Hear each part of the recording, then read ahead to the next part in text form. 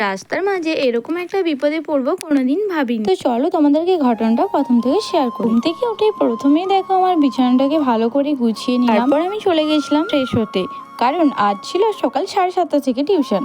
তারপর দেখো আমি রেডি হয়ে নিয়েছি আর এখন বাজে 7:10। এরপর আমি বাড়ি থেকে বেরোবো। আর এই যে দেখতে পাচ্ছ এখন চলে এসেছি টিউশনে। টিউশনে ছুটি হয়ে গেল, এখন বাজে 9টা। তারপর আমরা চলে গেছিলাম দোকানে ছোলা বাটারা খেতে, বৃষ্টি আর আমি। আর আমার সেলাই ক্লাস ছিল 11টা থেকে, বাড়ি যেতে প্রায় 2-2:30 বেজে যাবে, সেই কারণেই খেতে গেছিলাম। সকাল থেকে কিছু খাবার খেয়ে আসিনি। দেখতে পাচ্ছ এখন ক্লাস শুরু হয়ে গেছে। তো সবাই যে যার মতো নিজের ক্লাস করছে আর আমি ওই যে দেখো এই জামাটা তৈরি করছি, তোমাদেরকে পরের দিন দেখাবো।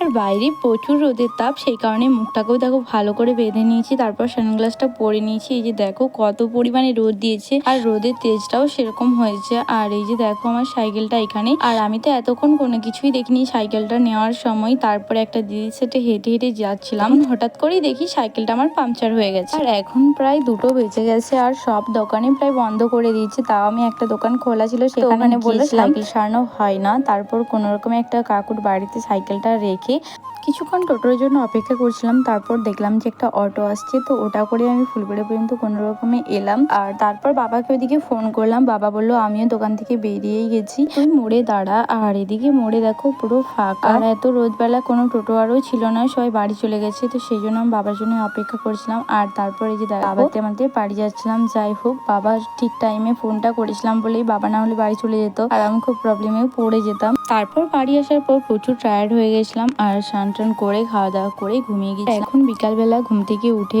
বাইরে বসেছিলাম আর ভাবলাম তোমার সাথে একটা জিনিস শেয়ার করি। যে দেখো কয়েকদিন আগেই আমাদের দুটো কুচ মনে হয়েছে, এই যে একটা, আর এর থেকে একটা বড়, ওটা সাদাতে কালোতে আর এ হয়েছে কালো কালারে। কত সুন্দর তাই না? আর আমিও বসেছিলাম ওইদিকে খেলা করছিল, তাই ভাবলাম তোদেরকে একটু দেখা। চলো আজকের ভিডিওটা এখান পর্যন্ত, বাই।